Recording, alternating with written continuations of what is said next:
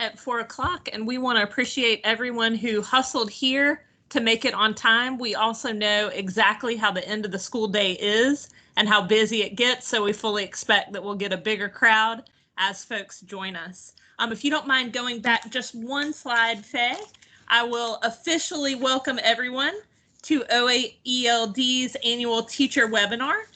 We are the Office of Educator Effectiveness and Leadership Development, and we're really thankful that you're here today. To orient you to your controls for this virtual meeting, if you hover up to the top, if you have a newer version of Teams, to the left of your camera and your mic, you'll see a little speech bubble. If you click on that, the chat window will appear over on the right side of your window. And to the right of the chat bubble, there's a happy little guy with his hand up. So if you hover over that icon, you'll see a thumbs up, an applause reaction, and a few other reactions. Throughout the webinar, please use the chat to share your reactions and to pose questions to us, especially if we need to slow down or if you can't hear us, but also if you have questions about the content. For now, we have muted your mics, but when it's time for questions, you may raise your hand or type questions into the chat box. At this point, if we can go to the next slide, we'd love for you to introduce yourselves to us by typing your name, your district, and your role into the chat box if you haven't already. We're also interested, before we jump into our purpose and agenda, we really believe in the idea of connection before content. And the reason we're here is to lift up your voices and to hear your voices as teachers today. So we want to start with that. Our first question was, what classroom practice was most essential for building relationships last year? We saw some of our teachers saying things like, every Monday, I would give my high school students a quick Monday check-in form in Google Classroom to check in with them. Two things like greeting students at the door to be able to check in and speak with them as they come. Two, one-on-one conversations with students or making sure to regularly check in with them or build in conferencing. We know how important those relationships are, and we know how much effort you all put into building those relationships with students. So we appreciate you sharing those strategies. If you have other strategies, different strategies you want to share in the chat box, please feel free to enter those in. Ooh, Chris just entered a very hot strategy using 3-word check-ins with his team or her team. So another great strategy to use.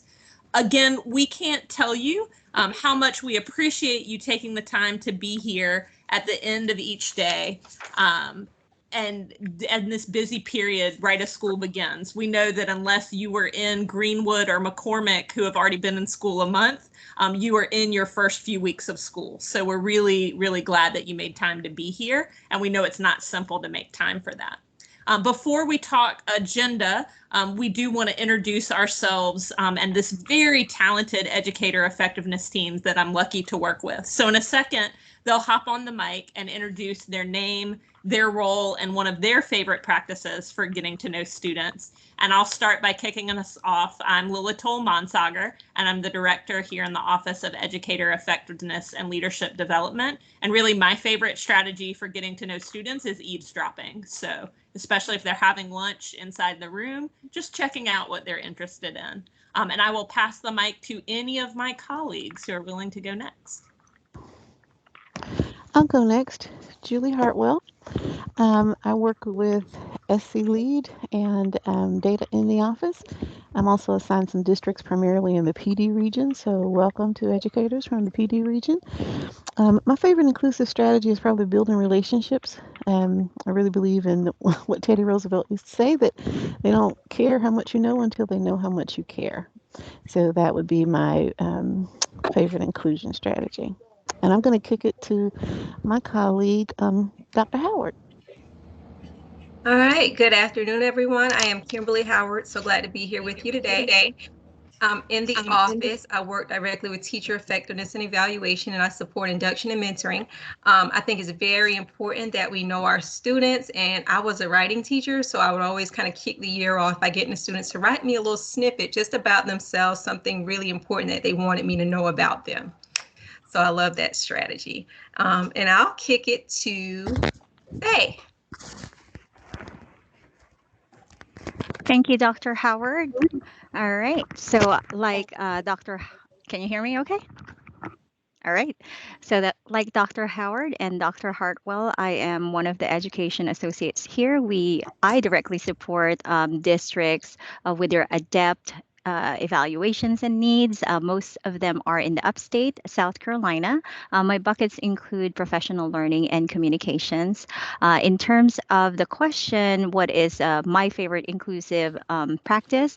It would be the same as Dr. Hartwell, which is building relationships. And for a specific activity that I like to do, I like doing game like things with my students. So it's a little bit chaotic, similar to a mentoring activity. It's a go-go. It's kind of a bingo thing wherein I customize some bingo cards where it just says likes to read, likes to dance, and they go around. And so they try to get to know each other. And I'm part of the participants. So as I fill my card, I get to know and interact with my students.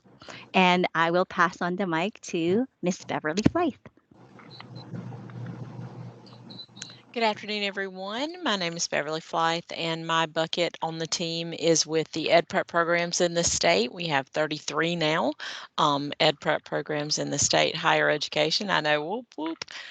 And I also work with 10 districts in the North Central region with ADEPT support. My bucket also has expanded to include the special areas evaluations, the ADEPT 2020 for special areas. So you've probably spoken to me, talked to me, or heard my voice if you are evaluator trained for special areas. And my favorite inclusive strategy when I was teaching was I would have my kids create a social media profile for themselves. And so we would display those around the room, and it was a mock social media profile, but just to kind of keep things relevant and caught up with the times. We also did a lot of activities where they had to condense their language into tweets. So those were fun activities too, just to challenge and stretch and to connect. So thanks so much for being here today. We appreciate you, and let us know how we can help. I'll be in the chat box if anybody needs me. Well, thank you so much, team, for introducing yourself. If we head to the next slide, we also want to make sure to introduce our office. And I'll just say for those folks who have found your controls and have found the hands up button, we will definitely get to questions. Right now, we would ask that if you could type your questions into the chat, we'll take them there. And then we'll also have time for you to come on the mic later. But we want to make sure to respect your time and just get rolling right now. By way of introduction to our office, the Office of Educator Effectiveness and Leadership Development is really committed to making sure that the Department of Education offers resources and training to grow great teachers and grow great leaders who can grow great teachers so that we can grow great students. We have three main areas of our work. Over on the left side, effectiveness system design. Really, our teacher, special areas, and principal evaluation and data systems provide ways for districts and preparation programs to support the growth of educators, to help educators personalize their professional learning, and to monitor continuous improvement. These systems have all been redesigned in the past 5 years to have a conferencing process, a rubric, and a focus on growth. You deserve to have an evaluation that respects you as a professional, that's transparent, and that gives you meaningful feedback. And our office is doing what we can. We know implementation varies across the state, but we're doing our best to make sure that that's at the heart of the evaluation process for educators. Second, our office works on direct support. So we know from the research that new teachers and new principals need structured induction programs and mentoring. And we're lucky that South Carolina law requires induction and mentoring for both groups. Our office collaborates with SARA to provide training for induction coordinators and teacher mentors, and we directly facilitate the principal induction program and on-site coaching for first-year principals. Additionally, we offer training, monthly office hours, and a tiered system of support for all districts as they implement evaluations.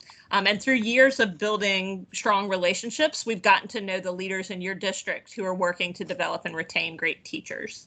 Finally, over on the right-hand side is capacity building, maybe my favorite bucket. Our office facilitates instructional leadership development cohorts that serve educators from teacher leaders to district leaders to build their capacity to improve instruction in their own school and district contexts.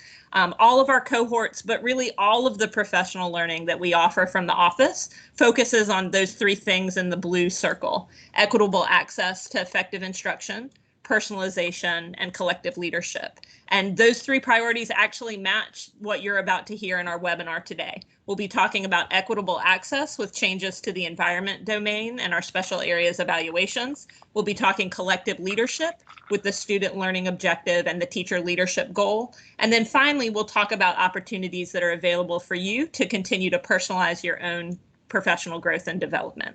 So on the next slide is our agenda as processed. And we just want to focus on a few topics. First, an overview of the small changes made to the ADEPT teacher evaluation process for classroom-based teachers in the rubric, specifically the environment domain, and to student learning objectives. Next, we'll talk about the updates to the special areas evaluations. And then finally, we'll talk about ways that you can personalize your professional learning. We'll end with time for your questions and opportunities for you to stay connected with our office. Supporting great teaching and leading and supporting great teachers like you is one of the many reasons that our office stays motivated and pumped up to do the work that we do. So I'm excited to show off the talents of our team as they present these changes. First up is Dr. Julie Hartwell. Thank you, Lila. On the next slide, it kind of introduces this first bucket of information that we're going to share with y'all this afternoon. We designed this webinar to ensure that you are aware of recent updates to the classroom-based teacher and the special areas educator evaluation process. So to start, let's look at the recent changes to the SCTS rubric. Now, this section specifically applies to classroom-based teachers, but don't worry, special area educators who are on the line, we're going to get to you a little bit later in the presentation.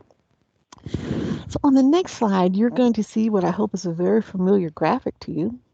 We always like to begin this session with a review of the rubric, especially for our newest educators, whether you're new to the profession or to the state. The SCTS rubric includes 4 domains and 23 indicators that are used to determine evaluation ratings. In the ADEPT teacher evaluation system, the SCTS 4.0 rubric serves as common language to describe effective instruction. So during the years of formative and summative evaluation, evidence for planning, environment, and instruction are captured from your lesson plans, your pre- and post-conferences, the actual observations when the evaluator comes into your classroom, and of course to any student work that you provide as evidence. Professionalism is scored at the end of the evaluation cycle by the building administrator or their designee. So our national partner, NIET, has updated the environment domain of the rubric, and it will be in use beginning right now in fall 2021. So let's look at the updates. So on the next slide, we're going to talk about what changed and why did it change. So the South Carolina Department of Education's vision is that all students are prepared for success in college, career, and citizenship. So our reflection and analysis of disproportionalities in our academic outcomes, discipline data, and college and career readiness show us there's important work to be done to reach this vision. In addition, our experience working with principals and teachers have shown us that 2 things make a difference in schools that are reaching the vision or making strong progress. First, a really clear vision and a clearly communicated one regarding instruction. Second, an environment that is safe, inclusive, and of course focused on learning. So why was the rubric updated? Well, we want to offer your schools and districts language that can better support both that clear instructional vision and of course your efforts to create safe, inclusive, and rigorous learning environments. We also wanted to model for your school leaders that a safe, inclusive, and collaborative environment is essential for your success as a teacher. So the environment domain was a natural place to I'm start. gonna give you some shampoo. It'll be wet. Especially during the pandemic, we saw the innovation and creativity that many of you showed in forming authentic connections with your students and families. And we want to appreciate that that was a heavy lift and you did it with great, wonderful success. And so we're so proud of you. But we want to make sure that the rubric and the teacher evaluation process honors that work. So let's take a look at what actually changed in the environment domain. So here you see it listed. So first, the most noticeable change is that one of the indicator names has been updated. The managing behavior indicator is now the engaging students and managing behavior indicator. Other changes to the environment domain are within the text of most of the descriptors. So we're going to drop in the chat. I want to thank my colleague, Dr. Howard, for doing that. You see a link, and we'd like for you to click on that link, download that document, because that is an electronic copy of the rubric with the updated environment domain. We want to make sure that you have that at the start of the school year. So make sure you download a copy for your records. Dr. Howard is going to share a sample from each indicator in a few moments. So we look forward to doing an even deeper dive in what the changes are. And of course, the changes made to the descriptors were really designed to clarify the intent for each descriptor. On the next slide, we're going to share another resource with you. Dr. Howard is going to drop in the chat box an overview of the environment domain that will assist you in understanding the changes. This document highlights what each indicator emphasizes. It gives you a new perspective, perhaps, of how to think about the environment domain. For example, the environment indicator under the environment domain focuses on how your classroom is set up. Is it set up to connect, engage student choice and student behavior? So we wanted you to have this document as another resource, another way to look at the environment domain, and we hope deepen your understanding of the rubric as a whole. On the next slide, we wanted to ensure you and to assure you that the connections that were present between the environment domain and the instruction and planning domains are still alive and well. For example, the expectations indicator still reflects the descriptors you'll find under the teacher knowledge of students indicator, lesson structure and pacing indicator, and motivating students indicators, just to name a few. So here you'll see that the indicator was renamed again from managing behavior to engaging students in managing behavior, and that it still reflects the same connections between motivating students and the presenting instructional content indicators that you have been used to. So this is the same strong rubric that you've used in the past, but it's been upgraded to ensure that it supports your work to create a safe, inclusive, and rigorous learning environment focused on student growth. So to go even deeper, I'm going to pass it over to my colleague, Dr. Howard, who is going to continue the discussion. Dr. Howard? All right, so thank you, Dr. Hartwell. So the changes to the environment domain indicators really make more explicit what it looks like for teachers to use responsive and inclusive practices to create a safe and rigorous learning environment. Especially during the pandemic, and I know Dr. Hartwell mentioned this as well, we realized just how essential a strong learning environment is for students. We are taking the opportunity presented by the revisions made to the SCTS rubric to emphasize the importance of an inclusive learning environment. So by making the language more specific about the environment, we hope to support teachers to build a positive and inclusive classroom environment, foster student ownership of behavior and learning, and really more clearly understand what it looks like to create a classroom where every student is empowered to be successful. So we're about to look at some of these changes. All right, so here you see an example from the rubric. It's a red line sample of the updates in the proficient performance level of the expectations domain. And the expectations indicator emphasizes teachers' intentional modeling, encouragement, and reinforcement to promote student learning and motivation. So you'll see the rubric itself hasn't changed much in that it's just been updated to be more specific, and you'll see that in these examples as they come up on the screen. So next, we're going to look at that one that we changed the name on, engaging students and managing behavior. And with this indicator, it really emphasizes the connection between engagement, choice, and student behavior. Our studies show that there is no disruption in learning when students are actively engaged in high quality instruction. So you can see those changes here.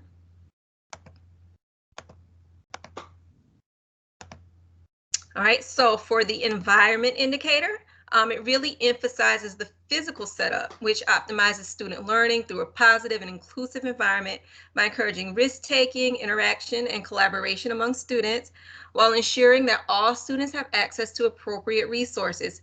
Particularly during COVID, the pandemic, creating a safe physical and virtual space for learning and collaboration has been essential. And then finally, we'll look at that respectful culture. And this indicator and the changes really emphasize promoting a safe space for learning for all students, including the respectful relationship between teachers and students, and really an atmosphere of mutual respect between students. So those were those 4 domain changes. So let's talk about these practices that kind of develop based on these changes. So these revisions have led us to think more deeply about how we address these practices in our classrooms. Our office has highlighted 4 key responsive and inclusive practices that align to the SETS rubric, which allow educators to more clearly see what it looks like to provide an environment that addresses each student's strengths and academic needs to design learning experiences that are rigorous, relevant, engaging, and accessible for all students. So those 4 practices, which you see illustrated here on the screen, creating a safe space for learning, knowing and communicating with students, building relationships, and really designing with high expectations for cognitive rigor. These research-based practices link directly to creating an environment that is optimal for learning. Okay. All right, and here is a sample of the responsive and inclusive practices document as developed by our office. We were intentional about showing the alignment between research and the rubric and providing you with examples of what you might see and hear in a classroom environment that is responsive and inclusive. And we've also identified some questions that could be asked in pre or post conferences that would allow one to gauge how the environment is responsive to and inclusive of the needs of every learner. You can find a completed document for all 4 of these responsive and inclusive practices by clicking on this link that I'm about to post here in the chat for you guys. Okay. So make sure you visit that link, and it really will outline for you kind of what these updates look like in a classroom that is really responsive to the learner's needs. And with that, I'm now going to turn it back over to Lila, and she's going to talk us through some of those SLO updates. And Kim, I love that first question at the top, that first question, how do you create a safe space where students really feel valued and respected? In a training that Kim and I led earlier this summer, we asked your principals and assistant principals the same thing. How do you create an environment where teachers feel valued and respected and safe to share their opinions? So we really think those inclusive practices are applicable from the classroom to the faculty room and really throughout our schools. We could ask the same question about parents. Are we really creating a safe and inclusive space for them? But what I'm here to talk about is SLOs, and I will send regrets. Our SLO coordinator, Rodney Evans, wasn't able to be here, but we will share his contact info with you. He is a wealth of information about student learning objectives. But the reason we're here is last year, Superintendent Spearman asked all of us at the Department of Ed to look at the work of our office and think about what we could do to streamline what we require, especially given the added stress of the pandemic. And we didn't want to penalize teachers who needed to work to advance their certificate and so needed to do evaluations that year. But we also wanted to keep some sort of conference that gave teachers a chance to share reflections on individual student needs, especially because individual student needs last fall were so different than what those needs had been before. We just knew a lot about where students were struggling and what kind of supports they needed. So thus, with the input of teachers and also our districts, the simplified SLO form was born. And the feedback was so positive last spring as we went out and talked to different groups that this simplified SLO form was approved and adopted by the State Board of Education in June. So on the next slide, you'll see there are really only 3 things that we're asking teachers to do at the beginning of the year with their SLO, and the first 2 are here. And the 2 key features are that the simplified SLO should allow teachers and their evaluators to agree upon evidence and a high priority content standard, or one of the profile of the South Carolina graduate social emotional competencies, and a narrower set of assessments that really focus on those and one instructional practice. And the vision is that the work of writing and reflecting the SLO could be streamlined and fit into your existing school structures. So if you have data teams or PLCs or other data reflections you do, that the SLO could be streamlined into those. If we look on the next slide, in the instructional strategies section, the part that is letter C and has that writing in blue right after it, that is the only new part for the simplified SLO. And the addition is a reflective question that really aligns to the changes in the environment domain and those responsive and inclusive practices that Julie and Kim just spoke about. We want to make sure that the SLO isn't just about test scores or just about a teacher-created assessment that you have, but that it honors all the work you do to create a learning environment where students can grow.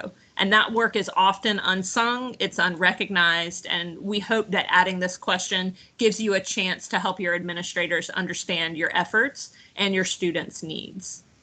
On the next slide, we're really excited to share the other change that we made to the SLO. And you won't see a change on the regular SLO form, but we have added an option for that section 2, the professional goals section in SC Lead, which we're calling the teacher leadership goal. We want to emphasize that this is a new option for districts that would need to be agreed upon by the district and the school and the teacher to be used as a substitution for the SLO. And the reason why is that the South Carolina Department of Education got feedback from the field that a lot of teacher leaders were feeling like they couldn't really focus on growing as leaders because they were so focused on growing their students and those student-centered SLO goals. And although great teacher leaders have been doing both for a long time, we really wanted to step back and hear that feedback and think about if there was some way we could offer recognition and incentivize the type of teacher leadership we know is absolutely essential to growing that culture that retains great teachers. And so the teacher leadership could substitute for the SLO in cases of teachers who are seeking recognition for specialized teaching expertise, like the national board process that's mentioned here, or for coaching teachers.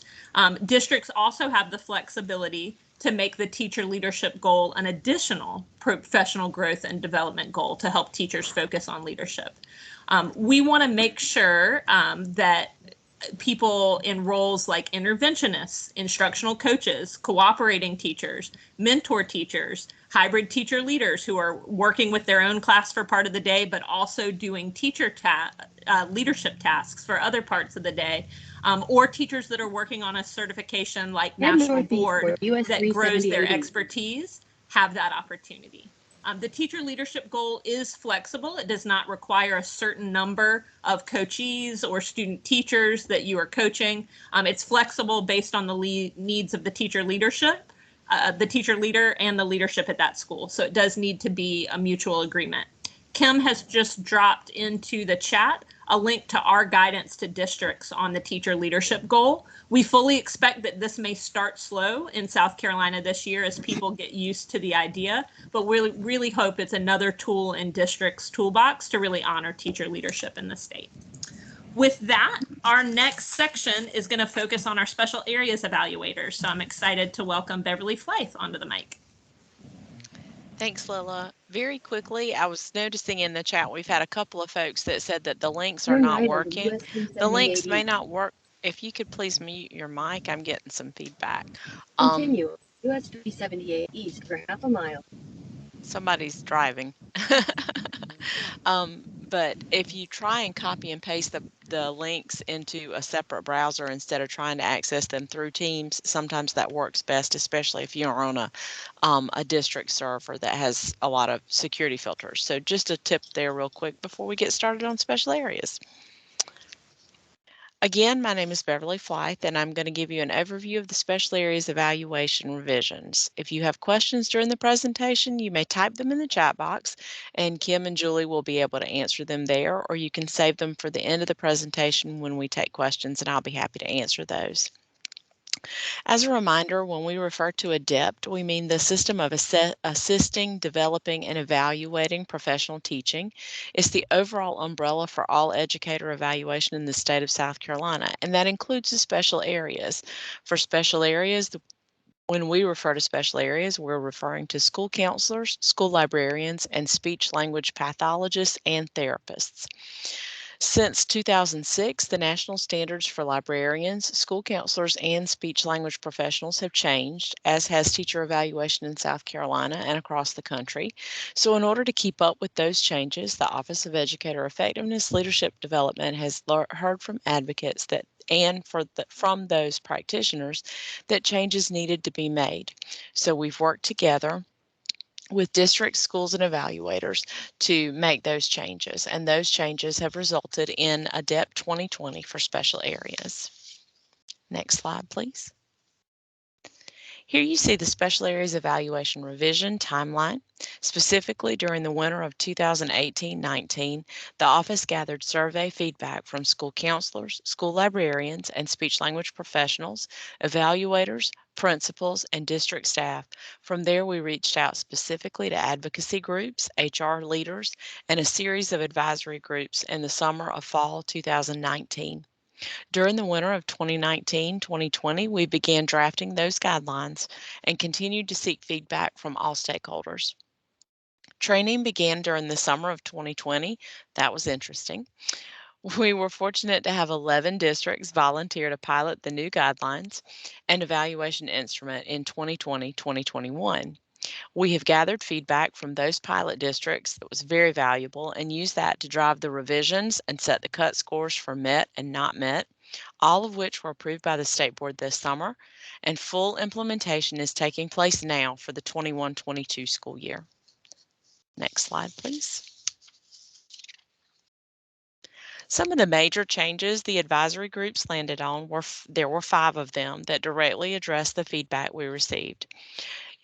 Using a 4-level rubric to measure the growth, equipping administrative evaluators with the knowledge of the unique roles and responsibilities of each special area practitioner, alignment to national standards and organizations, reducing paperwork by replacing the long-range plan with a tailored year-long guiding document, and replacing one-off isolated interviews with conferencing and reflection built into the observation and evaluation model. Next slide, please. From advisory group meetings, school counselors wanted to be able to reflect on their impact on student growth each year. So we propose that the school counselor will complete a student growth goal every year. The student growth goal combines the purposes of the GBE as well as an SLO. The goal can be academic or behavioral, and it can be focused on a specific group or counseling need. In addition, the school counselor receives feedback on the school counselor plan, as well as the annual calendar during the formative and summative evaluation years. School librarians will receive feedback on the school librarian plan during the years they are evaluated with the rubric in formative and summative years. This meaningful document takes the place of the former long-range plan. Instead of an SLO, the school librarians will complete a professional growth and development goal during the goals-based evaluation years. They will indicate how that goal impacts student growth. It is vital that the speech-language professionals receive timely, meaningful, and actionable feedback on their professional practice. There are several ways they will receive that feedback. First, during the formative and summative years, feedback is provided using the rubric based on observations of scheduled IEP meetings and therapy sessions. During GBE years, those SLPs will receive informal feedback. That means that during those GBE years, the professional growth and development goals will be completed as before, but with more intentional indication of how student growth is impacted. The completion and implementation of students' IEPs and evaluations will take the place of the former long-range plan for those SLPs. And Kim's going to drop the link to the updated guidelines and the special areas webpage in the chat box. And that's all for me. Now I hand it over to Personalizing Your Learning. Thanks so much, Beverly. We just wanted to pause for a minute before we head to your feedback and how you can stay connected with us to talk personalization, one of those priorities we talked about at the very beginning, and share 3 ways that we're excited to help you to continue to grow with ways that fit with your goals. First, we identified during the pandemic that teachers were doing all of this amazing work to revise curriculum, to make it virtual, to pare it down to what was essential, and amazing work to reach out to families in ways that we just hadn't had to in the past. We also got feedback at the same time that the normal options for renewal credit, like going to conferences or presenting professional learning to a different district, just weren't open in the same kind of way. And so based on that, we started talking to districts and realized that many districts had a misconception that there was no way that they could award in any kind of renewal credits for work that happened during the work day, even if it was work that went above and beyond in terms of revising curriculum or teachers growing their practice. So the guidance that we will share in the chat with you here is guidance we shared last year, and we will continue to share this year with districts about how districts can use the current renewal credit matrix to award job-embedded renewal credit for professional learning that supports student achievement, school goals, or educators' professional growth and development plans. So this includes things like earning a micro-credential that's connected to your interests and your goal, or working on an extended project like curriculum redesign, or even facilitating or participating in an extended professional learning community or a professional learning inquiry cycle. Your district and your renewal coordinator will set their own policies, but we want you to be aware that this is an option that you have to earn renewal credit. In a similar vein, last year, doing all this talking to districts, we realized that many didn't have the capacity to offer support for micro-credentials, which we think are such a valuable way to personalize your learning based on things you're already doing as a teacher.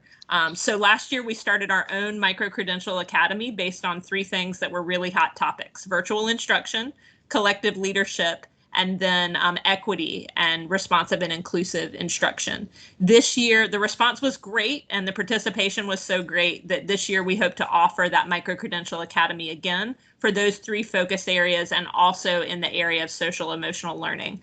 So if you're interested, definitely watch out for our website so you can hear more about the Micro-Credential Academy. We're also excited to email anyone that registered here information about that later this fall. Keeping with that self-paced learning theme, we are also working to update the library of videos and resources that are connected to the South Carolina Teaching Standards rubric and those PDEP leadership standards inside of SC Lead. Right now, that library of videos and resources is temporarily unavailable, but we will contact you directly and your districts when those resources are updated. And we're really excited to update them based on some of those priorities we've heard from you to have some videos that would be good resources.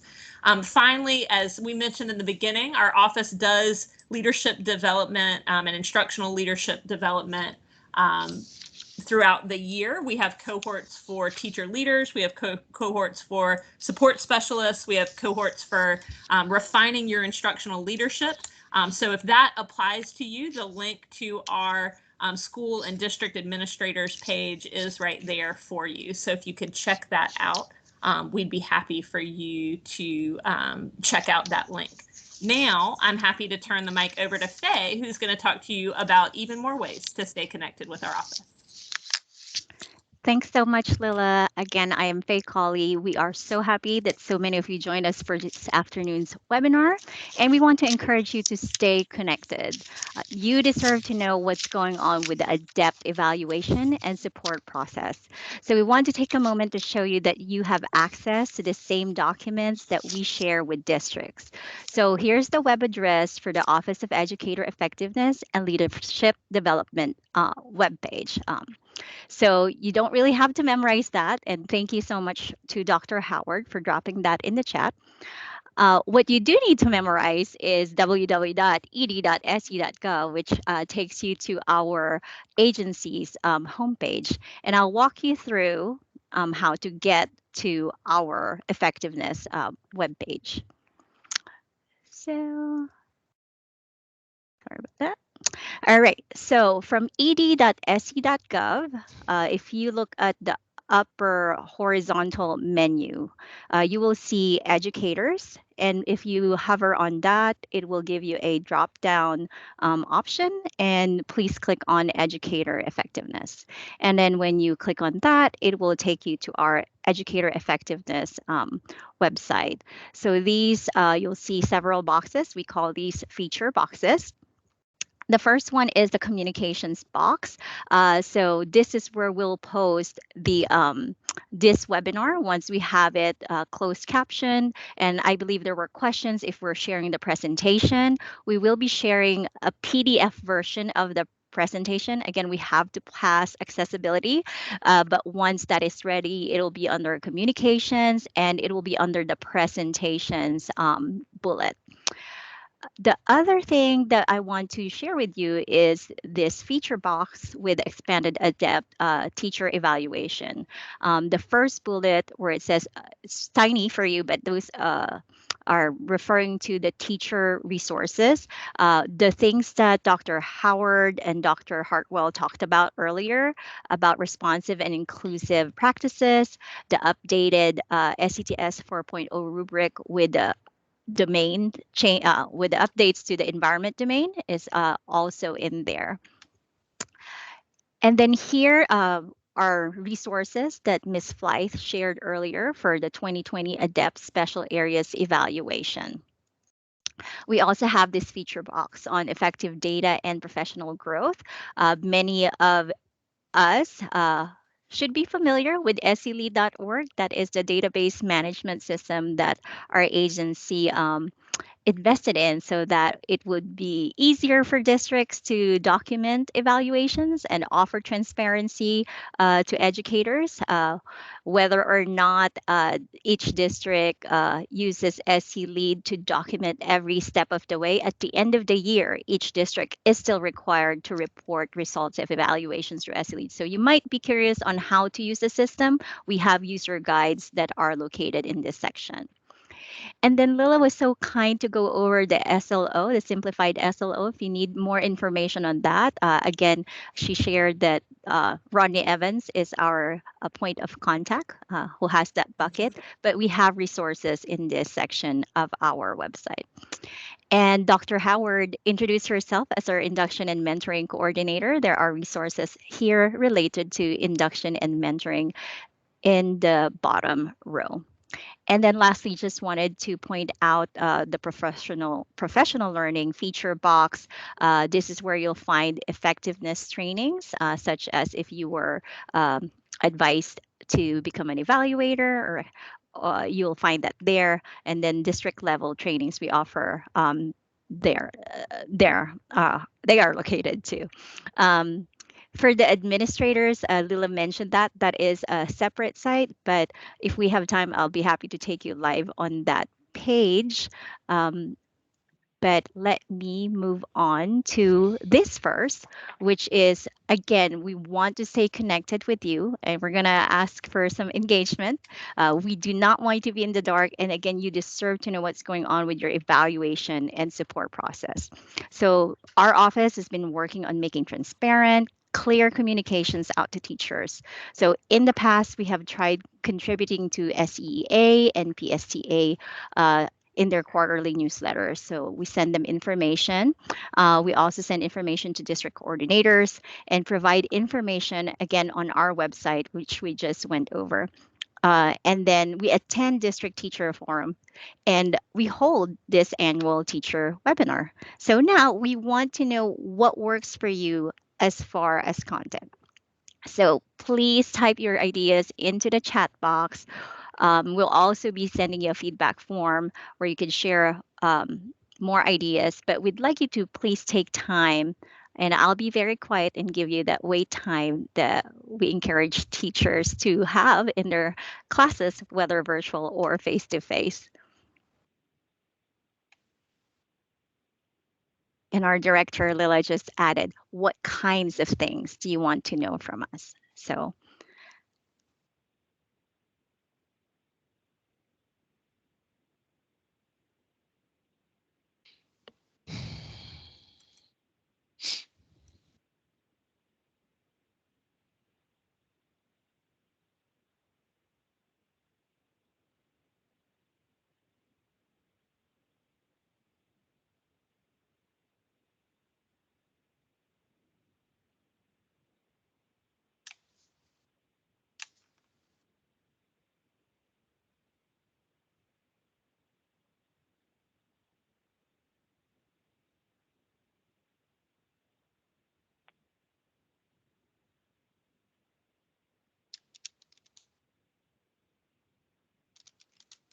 all right, that minute felt like an eternity, right?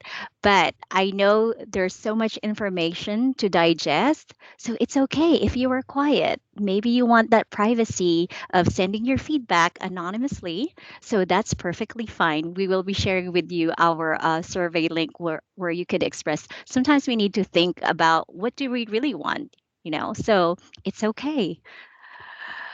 All right, but we do want to make sure that you know that your input is valued. So we're not making it up, that we're just sending you a survey that we're not going to look at. We're not going to waste your time. We do value your input. So as an example, you see here up on the screen how we've used input. Okay, we listen to our stakeholders, whether it's informal feedback during trainings, webinars, or structured studies on state's evaluation model.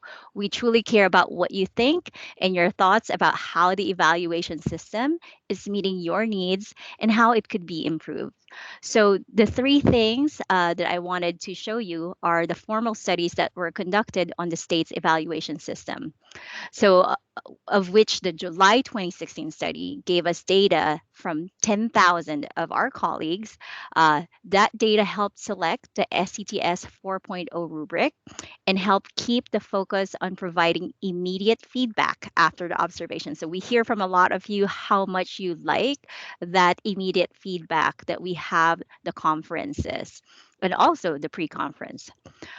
Stakeholder feedback also informed the need for SLO trainings, coaching training for evaluators and principals, and a continued focus on pre and post conferences as part of the observation cycle.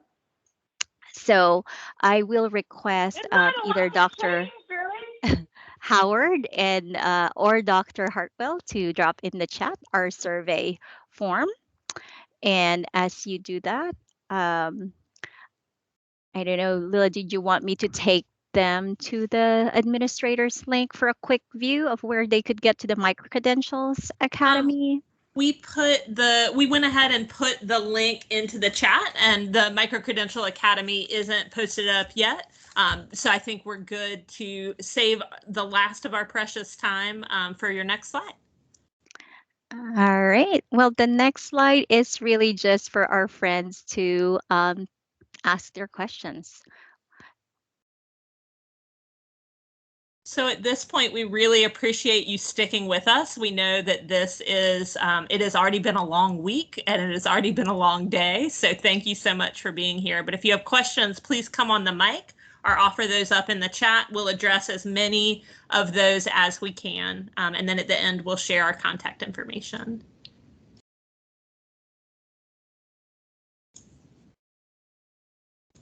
So the first question is from Misty Gray, and I'm going to ask one of the associates that does 4.0 training more regularly. If we have to attend train the trainer training and we take and pass the test, how often do we need to recertify?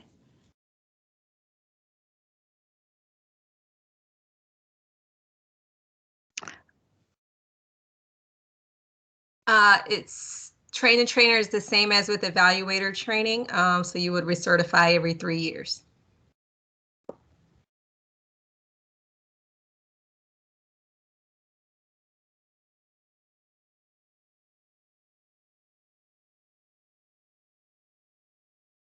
Thank you, Kim. And thank you, Misty, for that question. Teachers are very, very polite. So those of you who don't want to listen to the questions, feel free to sign off. We love you. We know you have lives outside of this. If you want to stay for the questions, please stay, but we'll continue to answer them. So Christy has a question. Instructional coaches could do the leadership goal instead of the GBE. It's a great question. The form is the same as the old GBE form. So what we're encouraging districts to do is have you think about how you're leading as an instructional coach as a part of your GBE. But you're exactly right. That's one way that you could use that teacher leadership goal.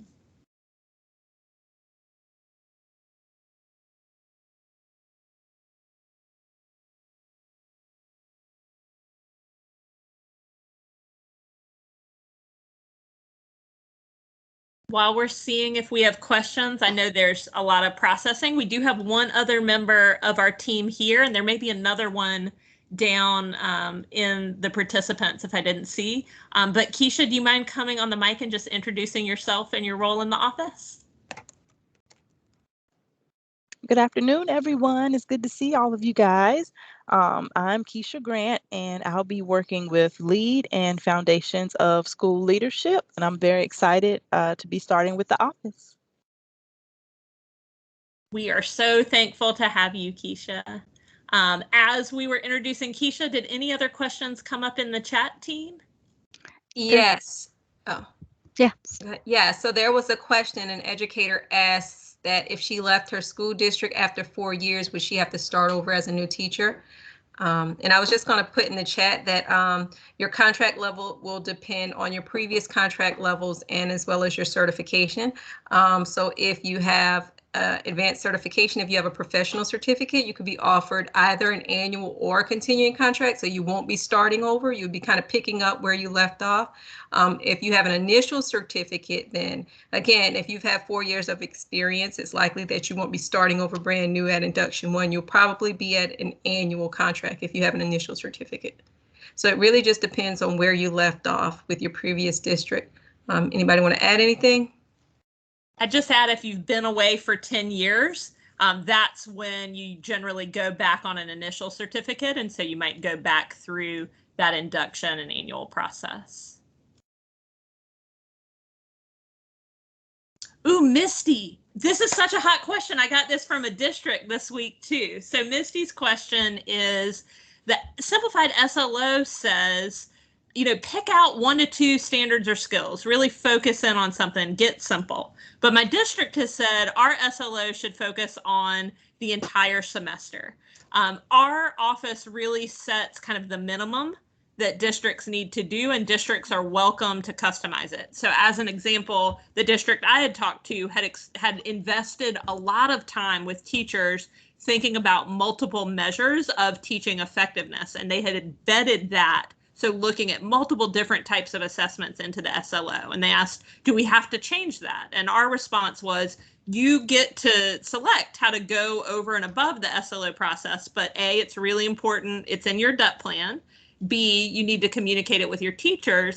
And C, the feedback we've gotten from teachers is that they appreciate having it more streamlined and focused. So over the next few years, you may need to work with your teachers to figure out if simplifying makes sense for you.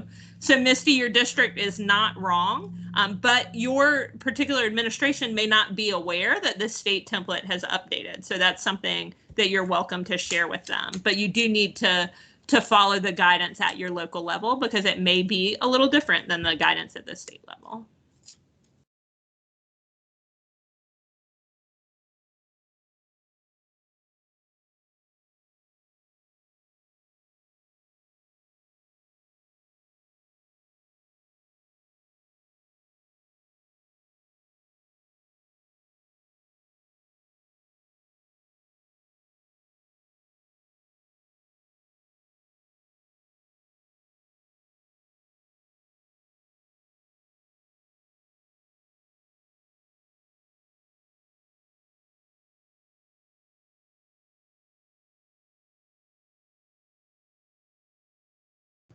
Susan, we will have a copy of this recording posted to the website. Now,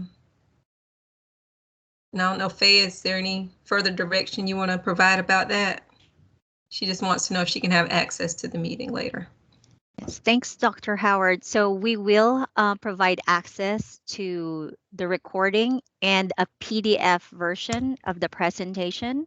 If you're a registered participant, we'll be happy to send you the link via email, just like you received the link to join this meeting.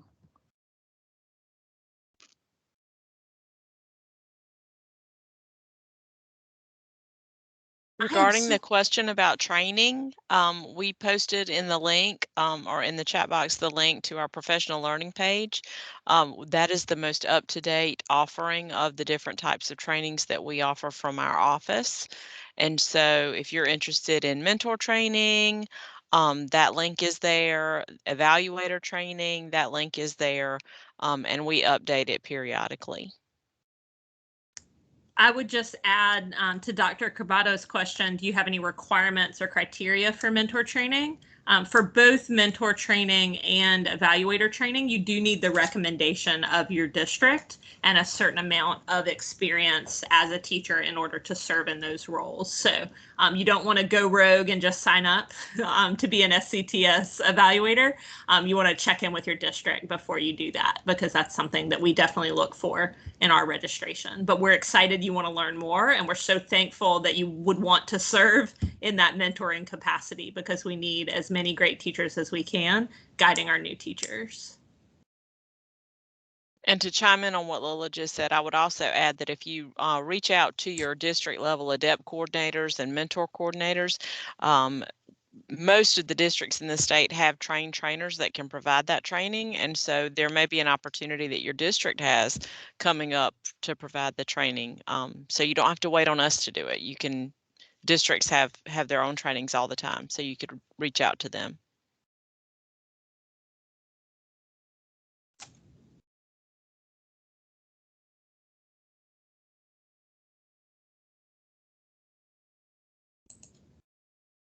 Gloria, I believe Kim can correct me if I'm wrong, that if you on the induction and mentoring feature box, there's a link to the SARA website, which would take you right to mentor training. Did I get it right, Kim? That is right. And if you want to hang on, then I can just post a direct link here as well. But yes, you can get to it.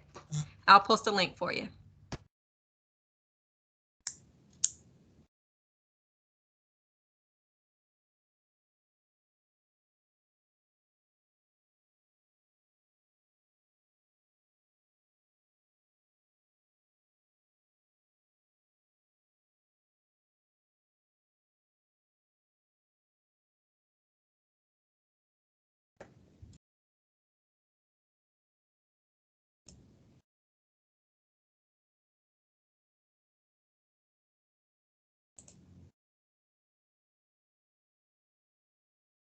We're going to say going once, going twice for any questions that we have remaining. And we would like to shout out, I do see, and I'm probably going to miss someone because there's so many participants, but we see several of our effectiveness coordinators from districts. So Francis Keller from Sumter. I see that Cheryl Warren is here. I believe we had Emily Baker on the line earlier. So several of our district level folks that do such an amazing job supporting effectiveness work in their districts. So thank y'all for making time to be here. Many of you were with us for a district webinar yesterday, so we just deeply appreciate you. Posted here is the contact information for all of the associates in our office. So if you need anything, we've offered you several places on the web where you can get information, but please don't hesitate to contact us with your questions either. Before we sign off, team, is there anything that we missed, anything on your heart you want to share before we say goodbye to these awesome teachers who joined us? Take care and have a great year. I'll just say thank you for being here, as it shows how passionate you are about this field and really wanting to learn and continue to grow. Thank y'all so much. We'll just sign off by saying stay safe, We so appreciate you as essential workers on the front lines with our kids. So we will do what we need to do in our communities to keep you safe. And we hope that you do all that you can too, because we want you to be in those classrooms with your kiddos. Your students, Dr. Hartwell. They are not goats.